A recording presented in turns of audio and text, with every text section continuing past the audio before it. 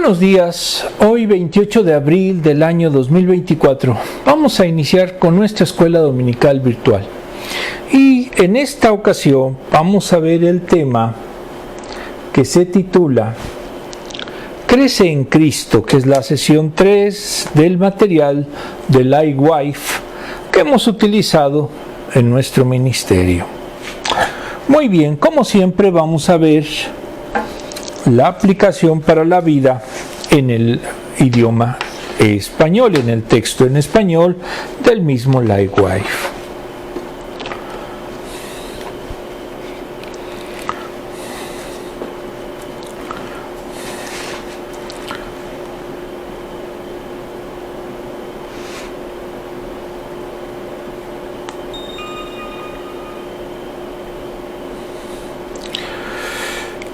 Dice precisamente la idea central: debemos animarnos y ayudarnos unos a otros para crecer en Jesucristo.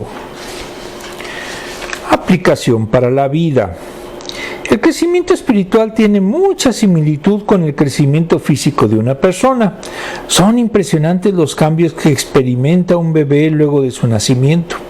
Cada etapa tiene sus demandas y mientras tanto los padres disfrutan al ver a sus hijos crecer y desarrollarse. Cada etapa desde el nacimiento del bebé se va edificando y dando forma a lo que llegará a ser esa persona. Así también sucede con el crecimiento espiritual de nuestros hermanos en la fe. Nos gozamos al ver que están en el proceso de llegar a ser como Jesucristo. La Biblia dice que hay gozo en el cielo cuando un pecador se arrepiente y comienza su jornada en la fe con Jesucristo. Lucas 15:7. La iglesia tiene la gran responsabilidad de ayudar a los pequeños bebés, a los nuevos bebés, en la fe a crecer en Jesucristo. No es la voluntad de Dios que los nacidos de nuevo se queden estancados como niños. Yo conozco muchos. De ahí que la iglesia necesita brindar esas oportunidades para que todos sigan creciendo en su andar con el Señor. Ese es lo ideal, que no solamente ser creyente, sino crecer cada día en Jesucristo para alcanzar la estatura del hombre perfecto. Muy bien, vamos ahora con el texto en inglés.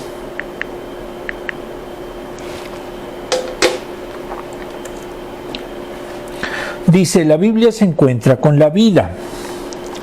Por difícil que sea de entender, sabemos que los bebés son abandonados. Un artículo del 2019 sobre abandono infantil en Asia informó que se estima que 2 millones de niñas desaparecen cada año en China e India. Son abortados selectivamente, asesinados al nacer o abandonados y dejados morir. El problema también existe en países vecinos como Corea del Sur y Nepal. No es tan común, pero el abandono infantil también ocurre aquí en los Estados Unidos. La Alianza Nacional de Refugios, Seguro, informó que solo en 2021 31 bebés fueron colocados en contenedores de basura, encontrados en mochilas o descartados en otros lugares peligrosos. Esto es muy importante para nosotros, porque no es normal que una madre dé a luz a un niño y luego abandone a su recién nacido. En nuestra naturaleza queremos criar a nuestros hijos hasta la madurez. Lo que es cierto para los recién nacidos físicos también lo es para los niños espirituales. Necesitan el cuidado de cristianos maduros para crecer en su fe. Es fácil para la iglesia celebrar las decisiones por Cristo, pero el nuevo nacimiento espiritual es solo el comienzo. Debemos estar igualmente ansiosos por ayudar a los bebés espirituales a crecer hacia la madurez y la fortaleza en Cristo. El problema con las iglesias que son infantiles es que no crecen. Se convierten simplemente en clubes sociales.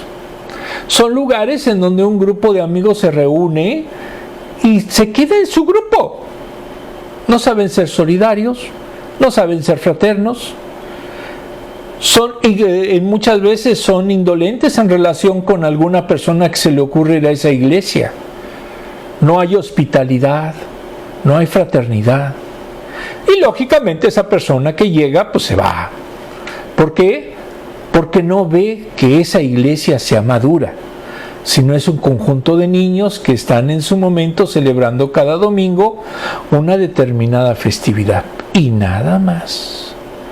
No han encontrado la madurez que Cristo requiere para verdaderamente ser de sus discípulos. El crecimiento en Cristo en el post que vemos del lado izquierdo es precisamente lo que debemos aspirar. No es quedarnos como un nuevo nacimiento, sino verdaderamente crecer en Cristo. Y al hacerlo nosotros debemos de ayudar a los bebés, a los que aún son cristianos infantiles.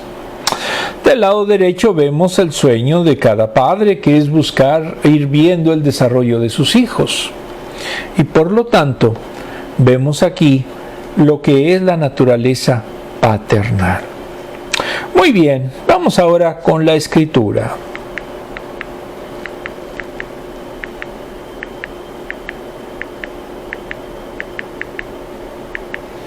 Como siempre he dicho, si a usted en su momento piensa que le quedó el saco, no es a propósito, es pura y simple coincidencia.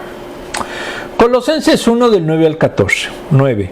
Por eso, desde el día en que lo supimos, no hemos dejado de orar por ustedes. Pedimos que Dios les haga conocer plenamente su voluntad con toda sabiduría y comprensión espiritual. 10. Para que vivan de manera digna del Señor.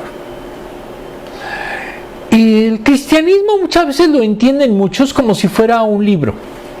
Esto es, solo hay que aprenderse de memoria todos los textos posibles. Ya soy cristiano, ya soy piadoso. ¿Pero qué creen? Eso no es el cristianismo. El cristianismo es una vivencia. Y la vivencia es buscar ser como lo fue Jesucristo. Si usted no vive de acuerdo a lo que es Jesucristo, no es cristiano, no se engañe. Agradándole en todo. Esto implica dar fruto en toda buena obra, crecer en el conocimiento de Dios. 11. Y ser fortalecidos en todos sentidos con su glorioso poder. Así perseverarán con paciencia en toda situación. 12. Dando gracias con alegría al Padre. Él, una variante es nos, ha facultado para participar de la herencia de los santos en el reino de la luz. 13. Él nos libró del dominio y de la oscuridad y nos trasladó al reino de su amado Hijo. Y 14. En quien tenemos redención mediante su sangre. Efesios 1:7. Y el perdón de pecados. En el post vemos en Jesucristo tenemos redención mediante su sangre. Muy bien, vamos a ver el contexto del versículo 9. Aquí vamos a utilizar en esta ocasión solamente el libro de Samuel Pérez Millós, que precisamente se llama Colosenses, editorial CLIA. Los versículos 9-11 los titula Conocimiento y fortaleza espiritual. En este versículo el apóstol oraba en todo tiempo, intercediendo por la iglesia en Colosas. Un apóstol se debe dedicar a la enseñanza y oración. Hechos 6:4. Hace dos peticiones. Primero, que sean llenos del conocimiento de la voluntad de Dios, y esto se hace dotándolo con la mente del Señor. 1 Corintios 2:15. Y 2, lo que es agradable a Dios, como la obediencia a los mandamientos establecidos. Mateo 22, 37 al 39. Aquí tenemos un gran problema. Muchos creen que ser pastor, que ser en su momento maestro, es aprenderse un montón de textos y aprenderse un montón de versículos. ¿Pero qué creen? Eso no es lo que los hace ser ni pastores ni maestros, sino, en primer término, la oración. Si usted no ora, si usted no está en comunicación con Dios, jamás va a poder ser un buen pastor, ni mucho menos un buen maestro. ¿Por qué? Porque simplemente no puede en su momento hacer discípulos, si usted mismo no lo es. Y ser discípulos entraña obedecer los mandamientos de Dios, precisamente con la mente de Cristo. Del mismo versículo, en toda sabiduría e inteligencia espiritual. El conocimiento pleno solo es a través del Espíritu Santo, que produce conocimiento y compromiso. Dios es el que produce el querer como el hacer. Filipenses 2:13. Ahora, usted no lo va a tener por sí mismo. Necesita al Espíritu Santo. ¿Y cómo obtiene al Espíritu Santo? Verdaderamente siendo salvo. Si usted no tiene al Espíritu Santo, jamás va a ser salvo. Es concomitante con tener al Espíritu. Es el conocimiento absoluto de Dios, en contraste con el conocimiento relativista del mundo. La sabiduría de Dios es Cristo, y Él nos ha hecho a nosotros sabiduría. 1 Corintios 1:30.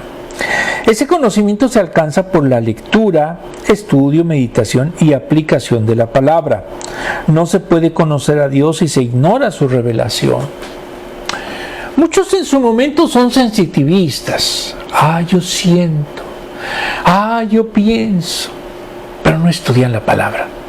No saben verdaderamente el plan de salvación. No les interesa conocer lo que es Cristo. Y por lo tanto, pues todo lo que hacen simplemente es retorcerse, pero no llegan a tener una verdadera sabiduría espiritual. Porque esta solo se logra estudiando a fondo la palabra. Usted no estudia la palabra, pues no es discípulo, no le va a entender. No se puede conocer a Dios si se ignora su revelación. Si no la conocen, son niños que son llevados fácilmente de un lado a otro. Efesios 4, del 13 al 14. Quien no conoce la palabra, quien es un ignorante en lo que es las cosas de Dios, puede ser convencido de cualquier cosa por quien quiera, precisamente porque no tiene fortaleza espiritual. Versículo 9. La sabiduría es la capacidad espiritual que, movida por el Espíritu, nos permite penetrar en el conocimiento de la vida diaria y de la acción redentora, con la consecuencia de los resultados de la santificación. De otro modo, es aquella capaz que nos permite ver las cosas a la luz del Dios mismo. Eso es verdadera sabiduría. Si usted no tiene la sabiduría de Dios, no va a poder en su momento entender la palabra. Y ya dijimos que esto lo obtenemos mediante el Espíritu Santo. Y conformándolo a su voluntad. Esta debe de ser unida a la inteligencia, que es el recto discernimiento, es el juicio espiritual, que al impulso de Dios nos permite captar todo lo que es bueno, agradable y perfecto. No desde una perspectiva religiosa, sino en función de nuestro fin sobrenatural. 1 Corintios 2, del 12 al 13. No estamos en el mundo para ser simplemente oidores de la palabra. Necesitamos activarla, necesitamos actuarla, necesitamos hacerla vigente, porque de otra forma, pues simplemente somos como castillos de arena, que con cualquier ola van a ser destruidos. Versículo 10. Los creyentes deben primero comportarse dignamente, agradándole en todo, es tener una vida santa. 1 Pedro 1, del 14 al 16. 2. Tener una vida fructífera, haciendo obras buenas, de una nueva creación, bendecidos por Dios en Jesucristo. 1 Pedro 2, 1, del 3 al 23. 3 y 23. 3. Crecer en el conocimiento de Dios, no por esfuerzo, sino en relación de la vivencia que tengamos con Dios. Es crecer por el conocimiento de Él. Insisto, no es solamente que ustedes sean unas enciclopedias andantes, porque de nada sirve el conocimiento bruto si ustedes no lo convierten, no lo procesan, no lo filtran en sus vidas mismas. Si ustedes hablan de amor y no saben dar amor a los demás, simplemente ustedes son unos sofistas. Versículo 11. El poder de la vida cristiana procede de Dios. Y aquí lo expresa en primero. Todo poder con el que el creyente es fortalecido, potencia de su gloria, es un hebraísmo y significa soberanía omnipotente y gloriosa de Dios. Gloria es el conjunto de sus perfecciones que expresan lo que Él es.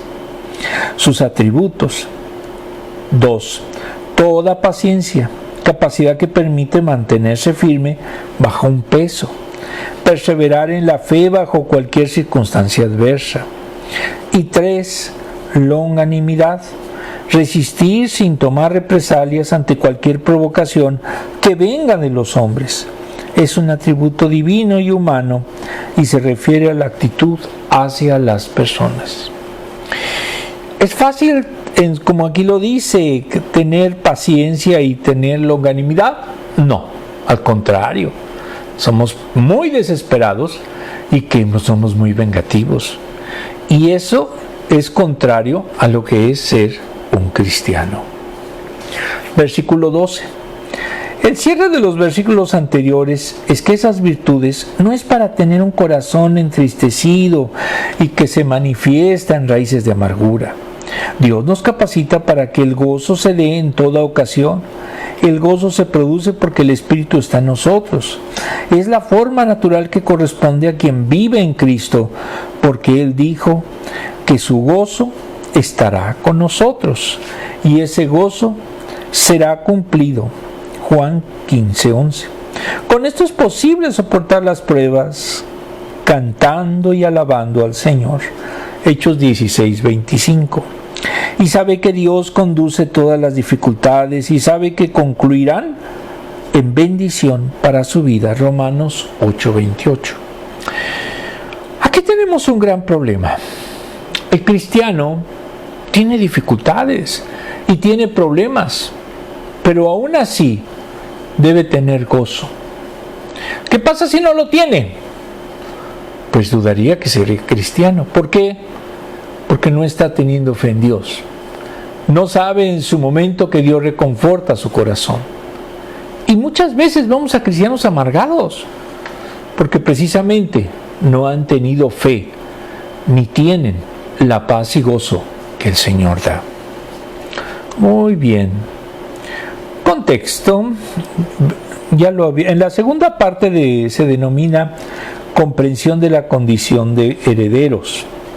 La acción de gracias debe dirigirse al Padre, haciéndolo en nombre de Jesucristo, que hace posible que la oración acceda a la presencia de Dios por medio del único mediador que es Cristo. No hay otro mediador. Si ustedes les han dicho y los han engañado de que existen otras personas, ¿qué creen? Es falso. 1 Timoteo 2:5. Esto nos hace adecuados para ser partícipes en la herencia de los santos y con esto aptos para el reino de la luz. Esta capacitación es una operación de la gracia, porque Él nos dio vida, Efesios 2, del 1 al 3. Él nos adopta como hijos en el Hijo, Gálatas 4:4.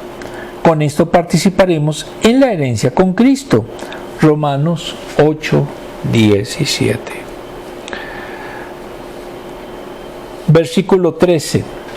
Los versículos 13 y 14 los titula Comprensión del alcance de la salvación. En el primero, para disfrutar de la herencia, trae aparejada la redención. El pecador es esclavo, Romanos 6:6. Reina en su vida, que le obedece en sus concupiscencias, Romanos 6:12. De esto fuimos liberados por el plan de salvación que el Padre planteó, Juan 3:16. El Hijo se entregó en sustitución del pecador, dando su vida en precio de su rescate por todos, 1 de Pedro 1:18-20. El mundo de la luz está siempre en oposición al mundo de las tinieblas. Por eso debemos mantenernos firmes en Cristo, Gálatas 5:1. Ahora, no podemos combinarlos. o somos reino de la luz o somos tinieblas. ¿Por qué? Porque las tinieblas no son compatibles con lo que es la luz. El mundo no es compatible con el cristianismo, porque el mundo tiene una forma diferente de ver la vida. Y si usted se siente más atraído al mundo, pues entonces es del mundo, no es de Cristo. Versículo 14. Solo en el Hijo se hace real y posible la redención. 1 Corintios 1:30. Es por y en Cristo, mediante la unión vital con Él, el sacrificio correcto de Él operó la redención. Romanos 3:25 y 5:9. Y aquí vemos entonces que la redención viene por la muerte de Cristo. Algunos agregan por la sangre de Cristo. Y se incorpora a Él por medio de la fe, para recibir ese beneficio. Y por fe está capacitado el redimido para recibir todos los bienes de la salvación, tanto actual como escatológico, esto es, para después de la muerte. Hay libertad espiritual y del pecado. Juan 8:34. Si usted es cristiano, usted está liberado del pecado. Reitero, solo si usted es cristiano. Si no, pues entonces sigue sujeto al pecado. Desglose. Primero, la iglesia debe poner atención al desarrollo de sus miembros. Por eso hay que orar por el crecimiento espiritual, versículos 9 y 10. Primero hay que orar por los unos por los otros. Para este crecimiento llegaremos a andar como es digno del Señor. A medida que logremos la plenitud de su conocimiento, la sabiduría perfecta de Dios nos ayudará a ser creyentes fructíferos. 2. Gozosos por la oportunidad de Dios, versículos 11 y 12. Al conocer a Dios, sus promesas y poder, nos gozamos por la oportunidad de pertenecer a su pueblo. Por eso andemos en la luz, aprovechemos la bendición de nuestra nueva visión y vivamos diferente a como los habíamos hecho sin su presencia en nuestra vida. Siempre he dicho, si usted no ha cambiado con su conversión, si usted sigue siendo exactamente el mismo o hasta peor, porque ahora hasta se engaña a los demás diciendo que es cristiano, pues no lo siga haciendo. Declárese usted que es del mundo y que vive feliz en el mundo. No haga en su momento del cristianismo una caricatura, si es que en su vida no se reflejan los valores cristianos. 3. Libres para un nuevo desafío, versículos 13 y 14. Las tinieblas causan daño a las personas que están bajo su dominio. En Jesucristo hemos sido liberados y estamos listos para continuar nuestra jornada en el reino de Dios. Como ciudadanos del reino, tenemos nuevos desafíos y la oportunidad de ir adelante sin mirar atrás. Si es, reitero, que somos realmente cristianos. Vamos a ver las preguntas. Como siempre he dicho, las primeras son las que se refieren a la versión inglesa y las segundas son de la versión española y la segunda de la versión inglesa. ¿Cómo describirías tu crecimiento espiritual en el último año? Pues en lo personal y con mi esposa, afortunadamente, pues hemos estado ya desarrollando nuestra actividad con nuestra iglesia, La Promesa, iglesia bautista muy buena. Tiene algunas cosillas, pero es muy buena.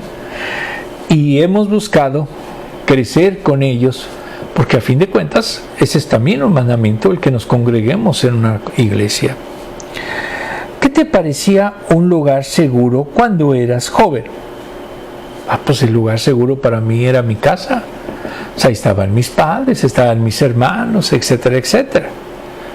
Pero ahora, un lugar seguro será cuando estemos cada vez más cerca de Cristo. 2. ¿Cuándo lo fue la última vez que sentiste sin alguna esperanza? Hay momentos difíciles que todos tenemos, pero lo importante más que recordarlos es superarlos. Y para superarlos, como lo dice la palabra, como lo hemos visto, se necesita del Espíritu Santo. Si usted no tiene al Espíritu Santo, no va a poder superar sus problemas. ¿Cuáles son algunas prácticas que te han ayudado a crecer en tu relación con Dios? Este ministerio, ya del todo el tiempo, tanto que lo hice en la iglesia Calvario, que en paz descanse, que sigue allá, y en lo que es este ministerio que hemos hecho ya en su casa, pues ya básicamente han sido más de 6 años. Y esperamos que les agrade y que continuemos. ¿Por qué razón? Por amor a Cristo. No hay otra finalidad. No he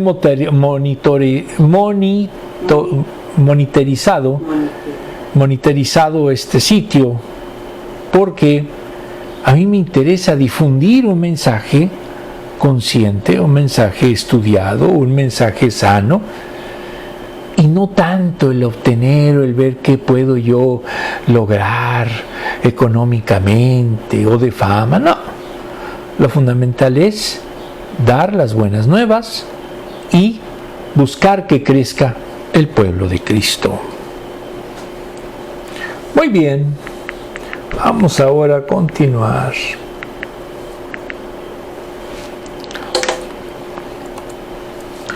Colosenses del 1 del 21 al 23. 21. En otro tiempo ustedes, por su actitud y sus malas acciones, estaban alejados de Dios y eran sus enemigos.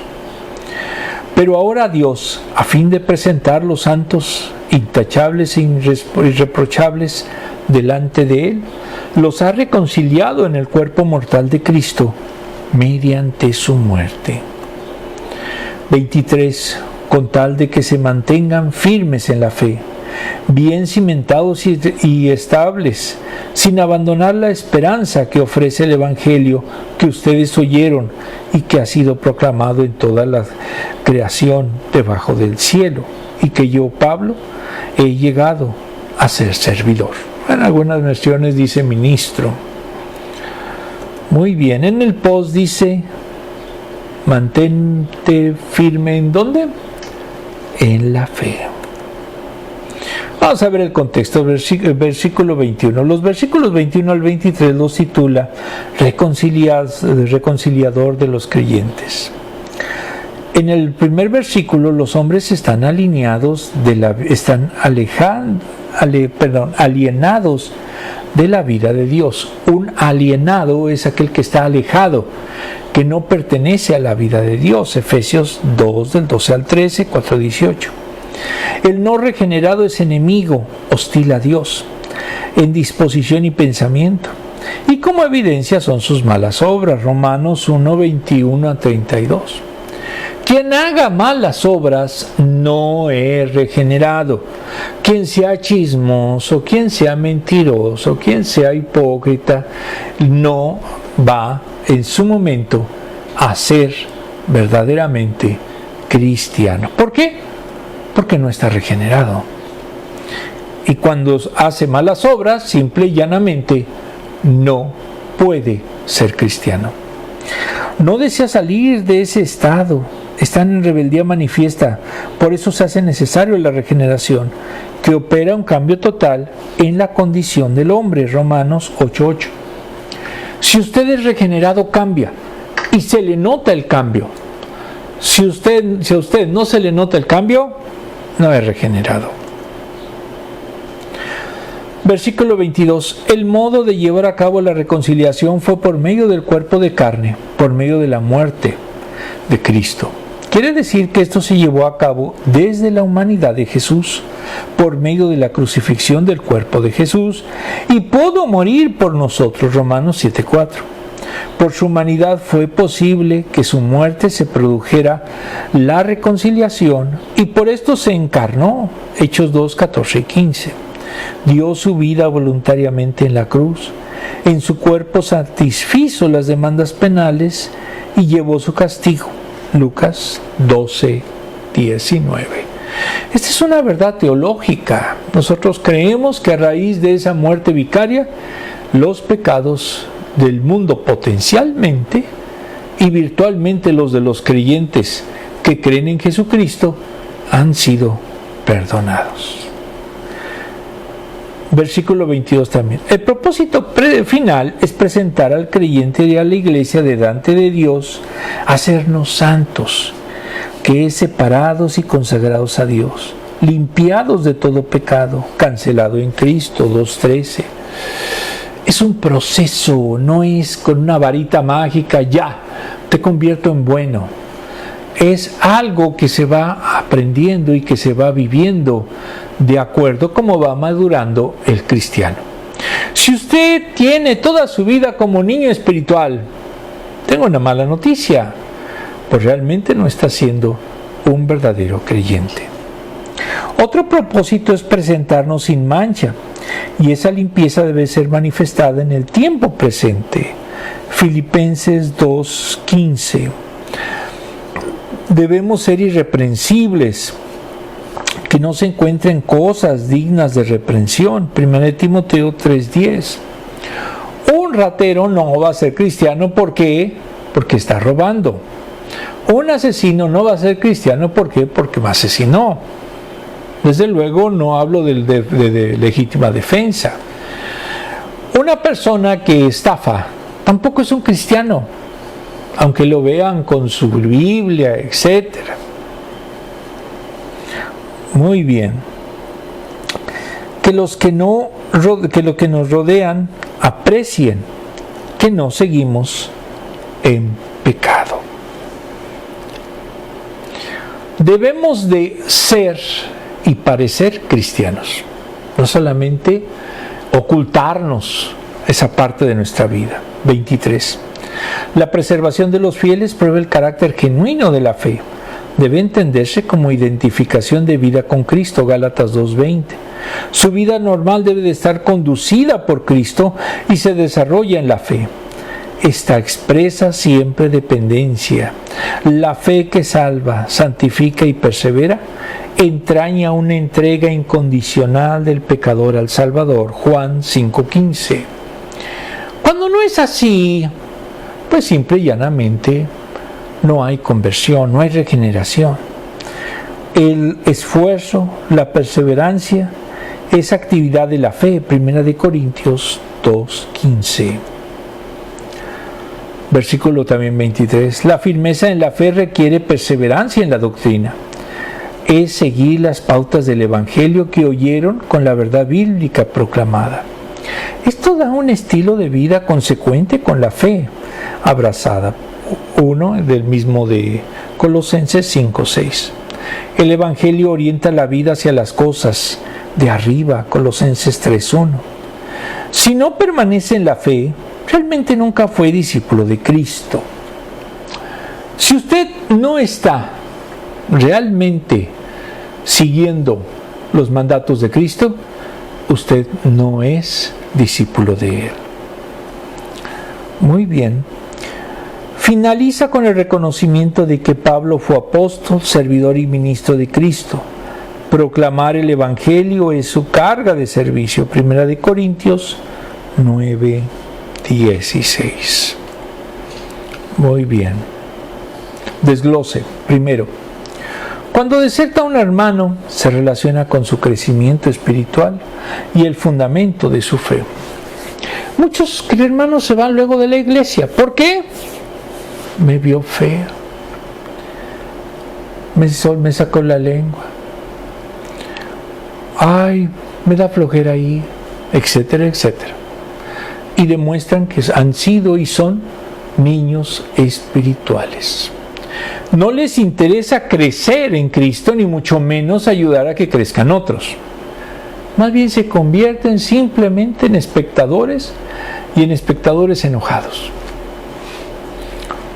Por eso se requieren creyentes maduros. La fe en Jesucristo ejerce una influencia en nuestra mente, versículo 21. La mente envenenada hace obras malas, pero al reconciliarnos, la mente debe cambiar y debemos ayudar a que crezca la fe para buenas obras y glorificar a Dios.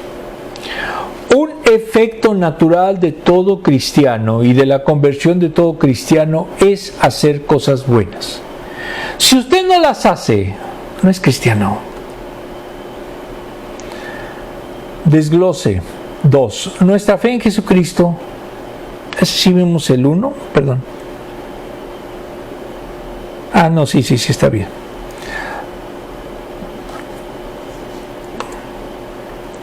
Nuestra fe en Jesucristo afecta a nuestra conducta, versículo 22.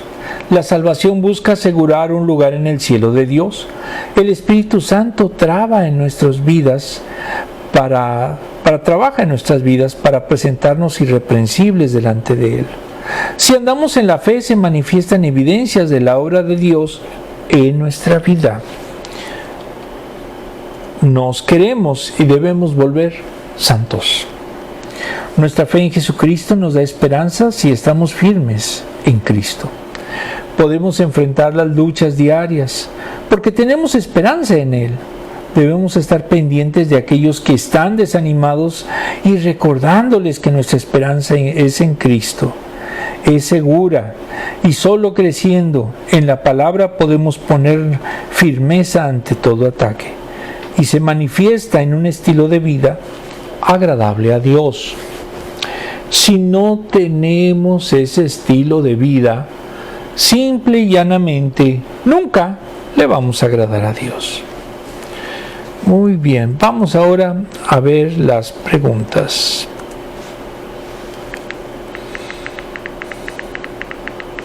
Es una pregunta.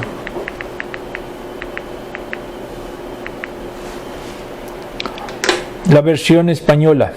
¿Cuándo fue la última vez que te sentiste sin esperanza? Pues ya la habíamos visto, creo que la repitieron. Bueno, ya lo había dicho.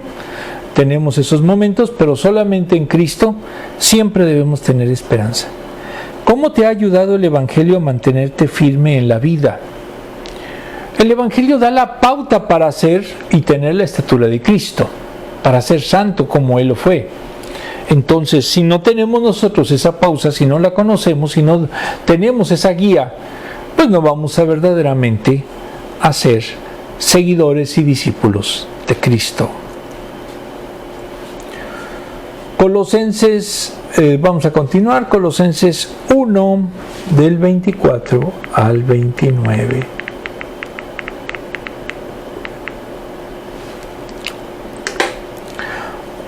Ahora me alegro en medio de mis sufrimientos por ustedes y voy completando en mí mismo, literal en mi carne, lo que falta de las aflicciones de Cristo, en favor de su cuerpo, que es la Iglesia. 25.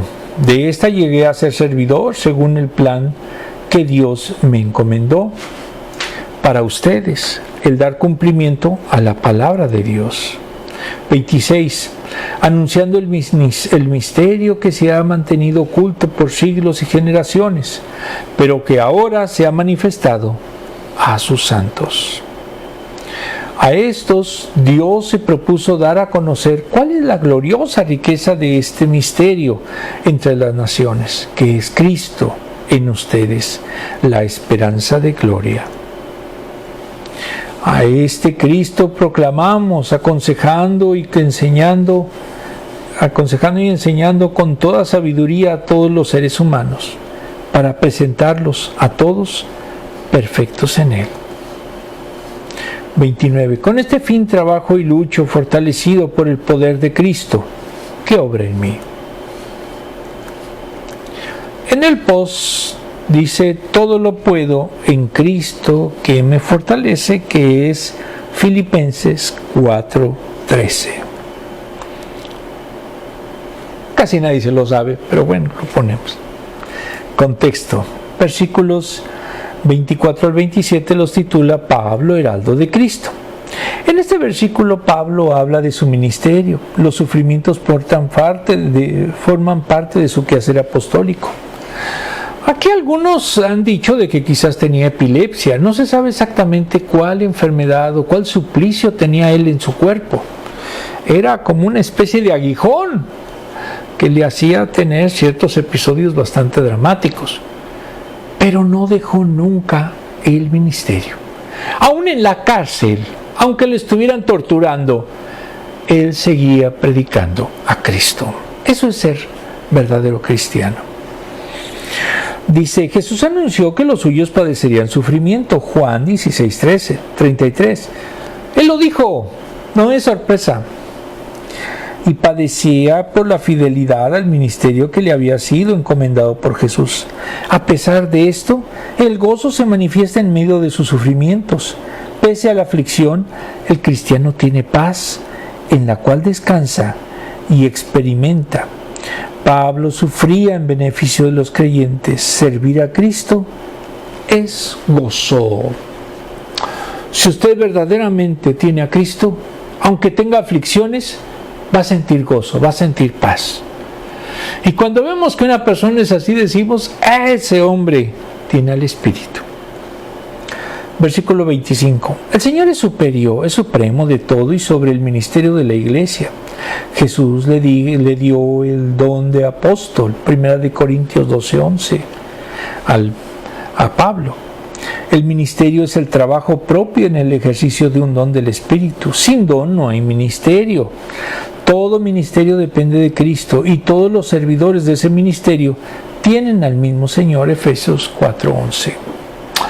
Ahora, lamentablemente en Estados Unidos y en México y en algunos otros lugares hay muchos supuestos pastores que no tienen la más mínima idea del Evangelio. No lo conocen. Solo buscan lucrar con las creencias y los fanatismos de gentes que los oyen. Entonces, si usted ve que su pastor no tiene preparación teológica, que es simplemente alguien que tiene un montón de ocurrencias, pues pregúntese si de verdad está siguiendo la conducta de Cristo. Muy bien. Pablo es servidor o ministro del Evangelio de la Iglesia. Fue hecho por gracia de Cristo y su propósito es anunciar cumplidamente su palabra. ¿Qué pasa cuando en las iglesias no se predica la palabra? Cuando llega un extraño y lo ignoran. Cuando en su momento se sienten que son santos, pero solamente en su club cerrado. Pues esa no es una iglesia cristiana. La verdadera iglesia cristiana es y debe de ser evangelizadora, buscar almas nuevas, atender con gozo y amor a todos los que llegan, no solamente a sus cuates. Versículo 26. Desde los siglos y edades es un semitismo y se refiere al tiempo eterno en donde Dios determinó todas las cosas. Ese misterio que ahora revelan los apóstoles relativo a la realidad de la iglesia estaba en el pensamiento de Dios. Ese conocimiento Dios quiere que se manifieste a todos. Romanos 6 del 25 al 28. Pablo era ministro de Cristo y de la iglesia. Entonces su misión era predicar ese misterio oculto que Dios ha querido revelar, Efesios 3:5. Dios opera en la salvación de un pueblo único, escogido y sin distinción de razas ni de condición.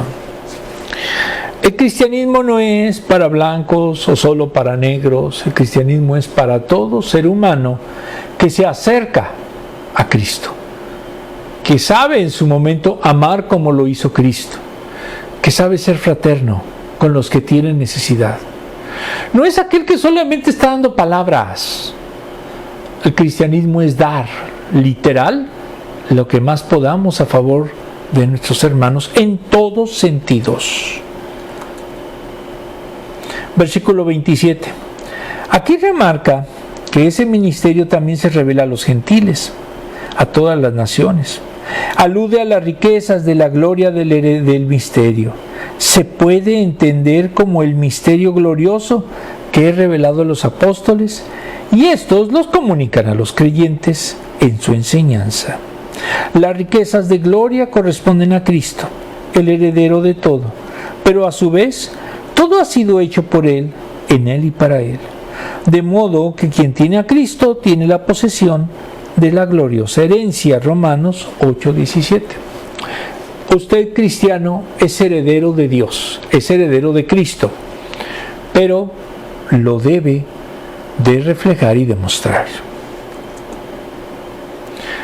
Versículo 28. Los versículos 28 y 29 los titula Pablo, maestro en nombre de Cristo.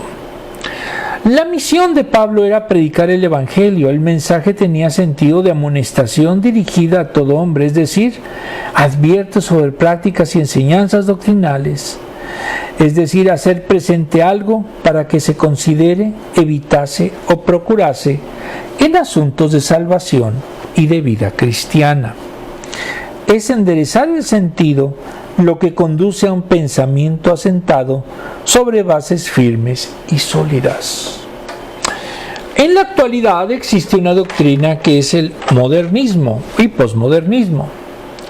En ella se busca que cada ser humano se haga y entienda lo que quiera en relación con la palabra. Esto es un subjetivismo total, y ellos lo consideran como que es la manera de acercarse a Dios. Pero en la realidad, esto lo único que ha provocado es un caos. Es literalmente la anarquía bíblica lo que se está predicando en muchas escuelas, incluso en seminarios. Y al menos en lo personal y en el seminario en donde estudié, no es admisible. Porque debe de haber una recta interpretación, debe de haber una palabra que se siga de acuerdo incluso a su letra. Y no estar pensando que lo que yo pienso, que las ocurrencias que yo tengo son las que deben de acatar todos. Porque entonces estamos hablando más bien de un autócrata, no de un pastor. El ministerio debe de ser objetivo en cuanto a que se base solamente en la palabra. Cuando no, entonces es una herejía. Versículo 28. El objetivo es presentar perfecto en Cristo Jesús a todo hombre. Y esto se hace por la acción de la palabra. Este crecimiento se hace día a día con vistas al momento en que Dios se presente a sí mismo, a su pueblo, versículo 23. Cuando Jesús venga a recoger a los suyos. Efesios 5, 27, Primera de Tesalonicenses 2, 19. El apóstol procura que los creyentes sean perfectos, adultos espirituales y no niños en Cristo. Hechos 5:14. La palabra es el alimento para ese desarrollo espiritual. En consecuencia, entre usted menos conozca la palabra y menos la practique, menos será verdaderamente cristiano maduro. A la inversa, para que usted sea verdaderamente cristiano maduro, necesita conocer y practicar lo que dice la palabra.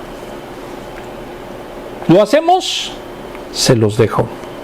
Versículo 29. El trabajo es lucha.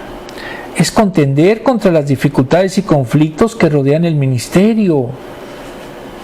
Sí, es difícil llevar un ministerio. En este caso ha sido difícil desde tener las luces, desde tener las cámaras, de tener en su momento micrófonos, proyectores, etc. Sí ha sido mucho dinero. No mucho, pero sí ha sido dinero. ¿Pero por qué?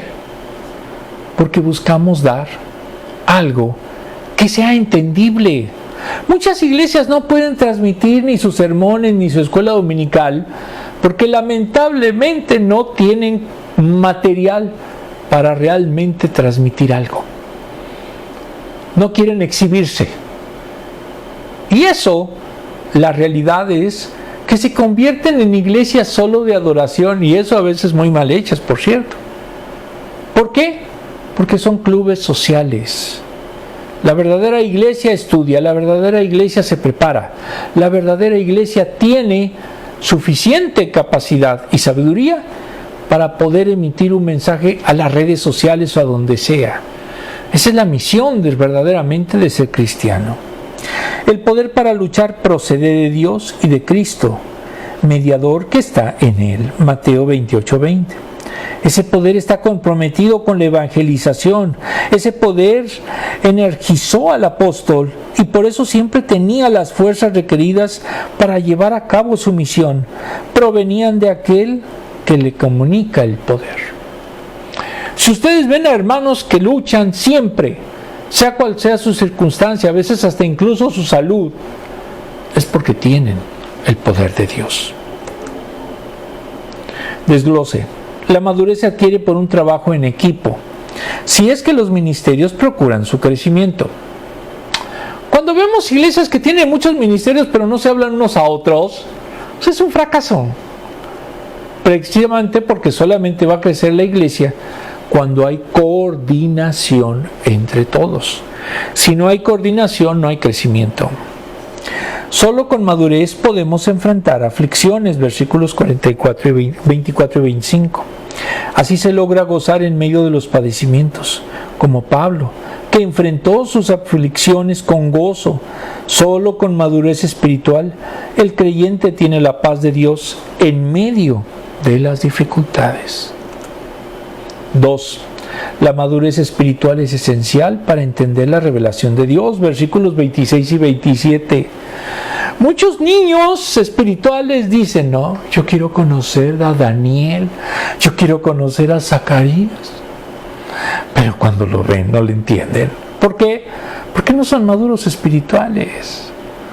Yo les diría que primero deben de estudiar bien los evangelios, conocer las cartas de Pablo, después meterse al Antiguo Testamento y al final revisar lo que es la apocalíptica tanto judía como cristiana.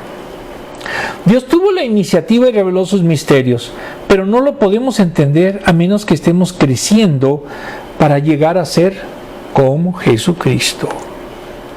3. La madurez espiritual es esencial para enseñar a otros. Versículos 28 y 29. Dios quiere el crecimiento de todos los creyentes, el usarnos para ayudar a otros a madurar, pero para eso necesitamos estar en un proceso constante de crecimiento. Si hay verdadero crecimiento espiritual, podrá reflejarse en un crecimiento numérico. Dios usa a los que están creciendo para influir y discipular a otros. No puede haber un maestro que no sea maduro espiritualmente. ¿Por qué razón? Porque no puede ser ni es congruente con lo que le enseña la palabra. Si él no tiene la madurez espiritual, sus palabras son huecas. Por eso, lamentablemente, hay muchas iglesias que no tienen ya escuela dominical. ¿Por qué razón? Porque nadie es maduro, todos son una bola de niños.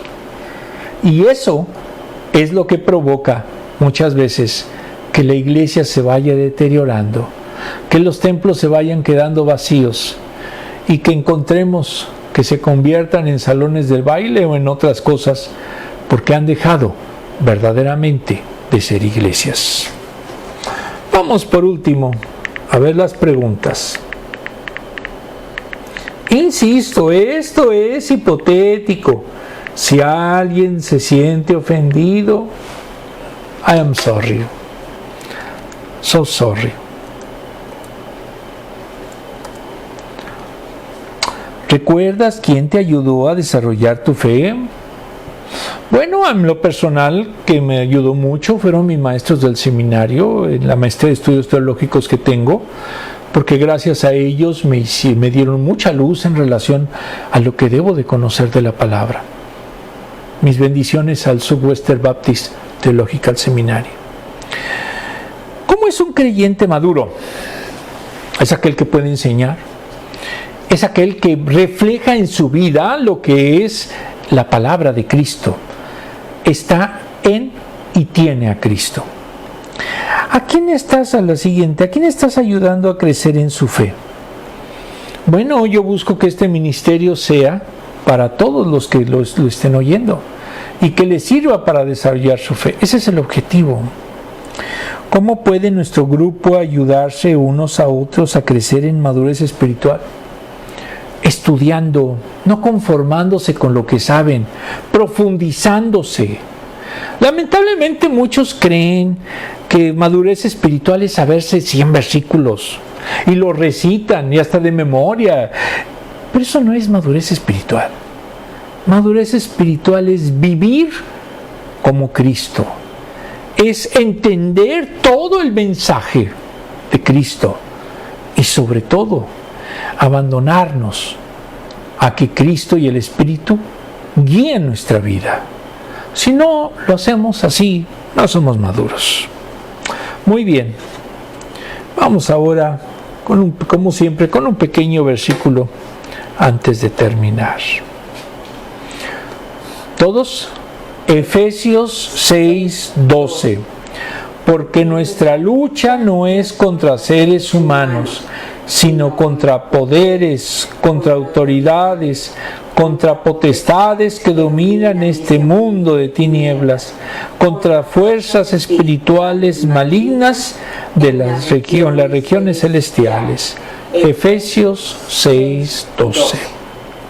Vamos por lo pronto a terminar nuestra escuela. Amantísimo Padre, te damos gracias porque tú nos has dado a través de la carta a Colosenses un panorama de lo que es importante para verdaderamente ser maduro en tu fe. Y es conocer tu palabra, dejar que el Espíritu obre en nosotros y lograr con esto que el ministerio que tú nos des lo ejerzamos de una manera fructífera. Tú quieres que nosotros crezcamos, que no seamos eternos niños. Y por eso, amantísimo Padre, te pido que nos ayudes a crecer cada vez más en ti. Y verdaderamente que todos aprecien que hay una nueva criatura, a hechura tuya, y para bien y gloria de tu nombre. Todo esto te lo pedimos en el santísimo nombre de nuestro Señor Jesucristo. Amén. Nos vemos el próximo domingo.